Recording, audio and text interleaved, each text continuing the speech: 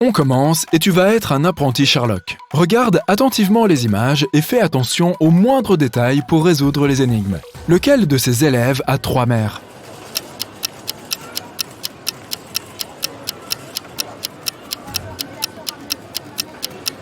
Ça doit être ce gars-là, celui qui a 3 sandwichs. Le mec avec 3 verres les a pris à la cafétéria. Il doit avoir très soif, mais cela n'indique pas qu'il a 3 mères. Mais celui-là a certainement apporté des sandwichs de chez lui, donc je parie que c'est lui. Dis-moi si tu n'es pas d'accord. Passons à autre chose. Une de ces filles a un animal de compagnie à la maison. Peux-tu deviner laquelle?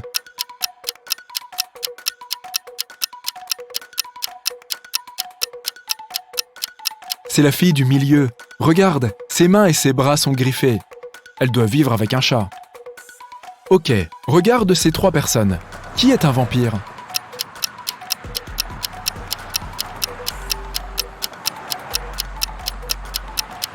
C'est ce mec. Tu vois, il ne projette pas d'ombre. Quelque chose cloche. Chastity était à une fête et a rencontré 3 types, qui prétendaient tous être des pilotes. Mais l'un d'entre eux a menti. Peux-tu deviner qui n'est pas pilote?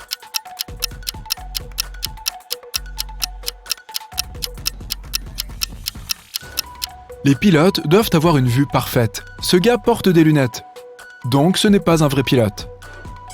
Regarde ces 3 élèves. L'un d'entre eux est gaucher. Peux-tu trouver qui c'est?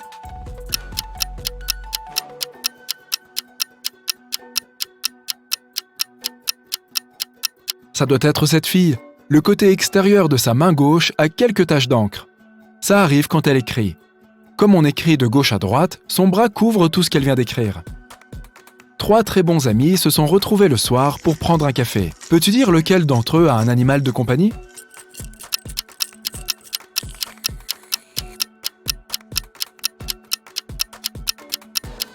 Regarde le sac de cette fille. Il y a de la nourriture pour chien dedans. Donc elle a probablement un chien qui l'attend à la maison. Celle-ci est super facile. 3 sœurs sont venues rendre visite à leurs parents. L'une d'entre elles s'est fiancée pendant son absence. Peux-tu dire laquelle?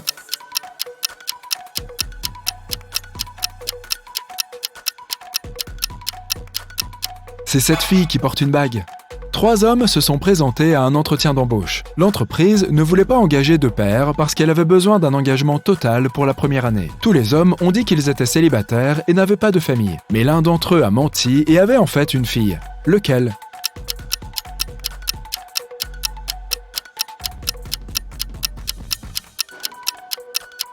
C'est ce gars-là.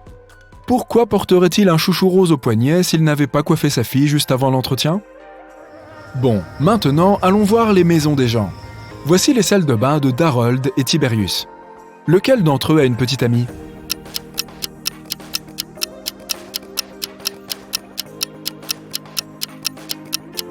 Ça doit être Tiberius. Regarde, il y a 2 brosses à dents dans sa salle de bain.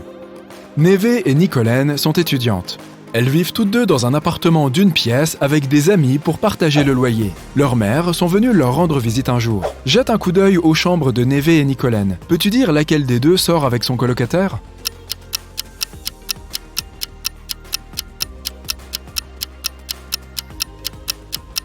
Ça doit être Neve. Dans la chambre de Nicolaine, il y a 2 lits simples. Et dans celle de Neve, il n'y a qu'un grand lit. Regarde ces 3 amis. L'un d'entre eux n'est pas vraiment un humain. Mais lequel?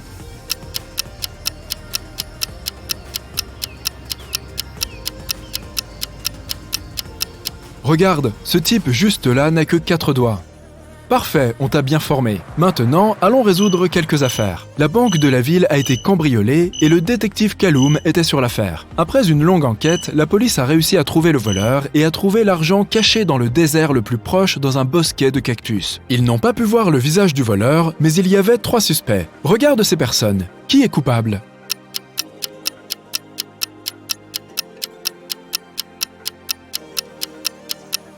C'est cet homme. Regarde, il a de nombreuses cicatrices sur les bras et les mains. Il a dû se les faire en creusant le trou dans le bosquet de cactus. Un groupe d'amis a demandé à Billiam s'il voulait se joindre à eux pour une randonnée ce week-end-là. Il a répondu qu'il ne pouvait pas car il s'était cassé le bras. Le lendemain, à l'école, Billiam est effectivement apparu avec un bras cassé. Il est donc resté à la maison et ses amis sont partis en randonnée. Le lundi, les amis se sont retrouvés à l'école. Billiam a dit qu'il était resté à la maison à regarder la télévision. Ses amis lui ont parlé de la randonnée et lui ont demandé pourquoi il avait menti au sujet de son bras cassé. Pourquoi ont-ils jugé que son bras n'était pas vraiment cassé ?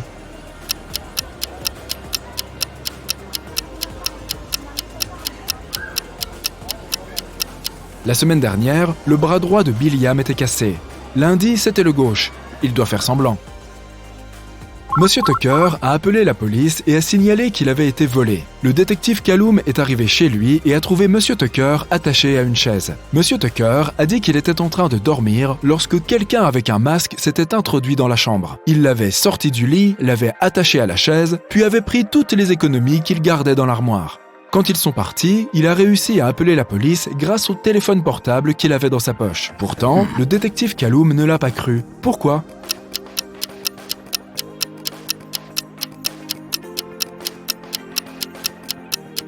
Monsieur Tucker a dit qu'il avait été sorti du lit. Mais le lit est parfaitement fait. Je doute qu'un voleur ait pris soin de faire le lit de Monsieur Tucker en partant. Le détective Callum passait les vacances d'hiver dans une station de ski avec ses amis. Le matin, ils allaient aller skier sur la neige fraîche qui était tombée la nuit quand un policier local l'a appelé et lui a demandé de venir dans un hôtel voisin pour résoudre une affaire. Le détective Callum a donc dû y aller. Quelqu'un avait braqué la caisse de l'hôtel et il y avait 3 suspects.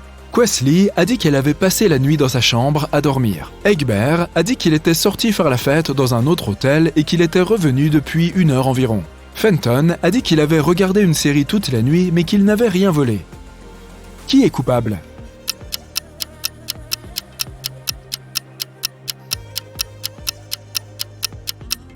C'était Egbert. S'il venait de rentrer, il aurait laissé ses empreintes sur la neige fraîche. Mais il n'y a aucune trace de pas qui mène à l'hôtel, alors que le détective Callum était ici.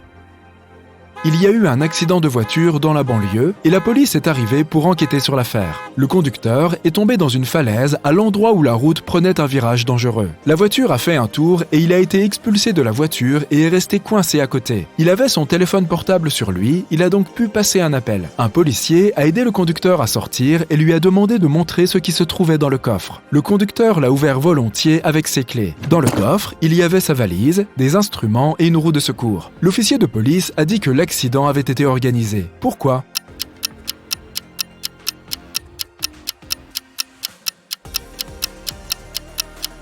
Le conducteur a sorti les clés de sa poche. S'il s'agissait d'un vrai accident, les clés seraient restées dans la voiture. Madame Grayson a appelé la police et a dit qu'elle avait été volée. Le détective Callum est arrivé pour l'enquête. Voici ce qu'elle a dit. Il était presque minuit. J'étais dans ma chambre, à l'étage, en train de peindre. Soudain, le courant est parti. Il n'y avait ni lumière, ni électricité, et je ne voyais que le lampadaire à l'extérieur. Puis, le téléphone fixe a sonné. J'avais peur, et je n'ai pas décroché.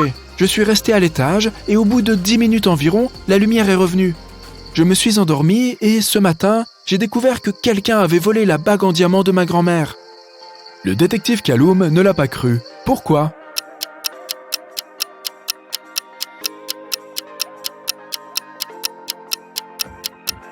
Si les lumières et l'électricité étaient coupées, comment un téléphone fixe aurait-il pu sonner ? Cette dame invente quelque chose. Gavin est allé faire des courses et a garé sa voiture devant le magasin. Bien sûr, il a oublié où il s'était garé et n'a pas pu retrouver sa voiture. Heureusement, il avait pris une photo de sa voiture garée et il l'a ouverte pour chercher le numéro du parking. Le problème est que le numéro de son parking est couvert et que le numéro des parkings à proximité n'a aucun sens. Peux-tu trouver le numéro du parking de Gavin et savoir où il doit chercher sa voiture ?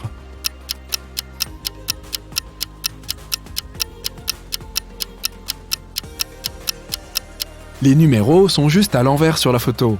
Les numéros vont de 86 à 91 et sa voiture est garée au 87. Maintenant, j'ai un petit quiz sur les logos pour toi. Je vais te montrer un logo et tu devras dire quelle est la société. Voici le premier. Est-ce que tu le reconnais ?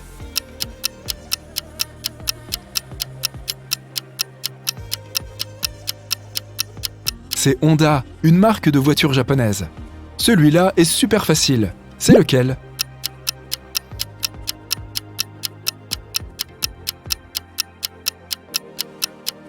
C'est Pepsi, bien sûr. Et ce mignon crocodile, est-ce qu'il te dit quelque chose?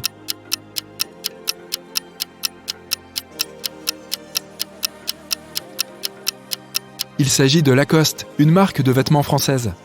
Un autre facile, je parie que tu l'as sur ton téléphone.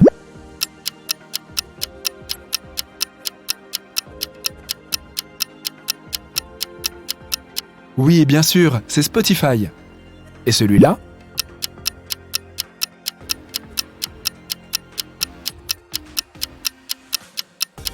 Oui, c'est Nike. Celui-ci est une marque très chic. À quoi penses-tu?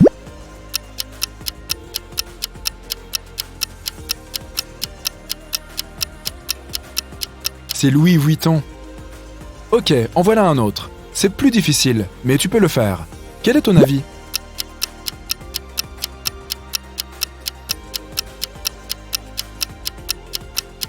C'est Reebok, une entreprise américaine de chaussures. Tu reconnais ce taureau?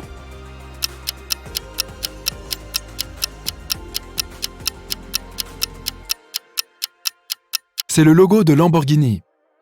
C'est un rectangle jaune terriblement familier. D'où vient-il?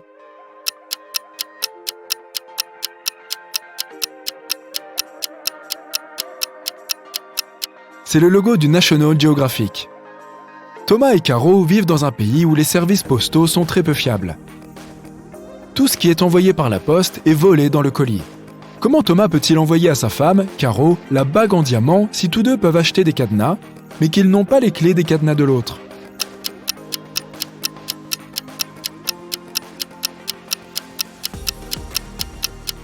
Thomas peut fermer la boîte avec la bague et l'envoyer à Caro.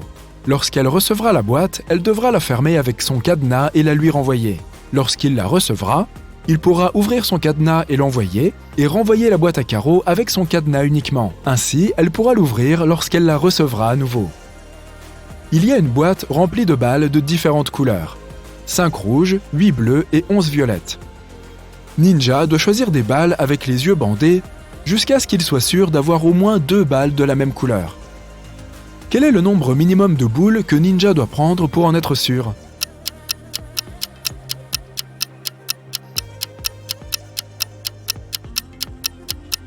Dans le pire des cas, il choisira les balles d'une couleur différente à chaque fois. Il y a 3 couleurs, donc s'il en choisit 3, elles peuvent être toutes différentes. Mais s'il en choisit 4, alors la balle supplémentaire correspondra à coup sûr à l'une des couleurs existantes. Donc, Ninja devrait en prendre 4.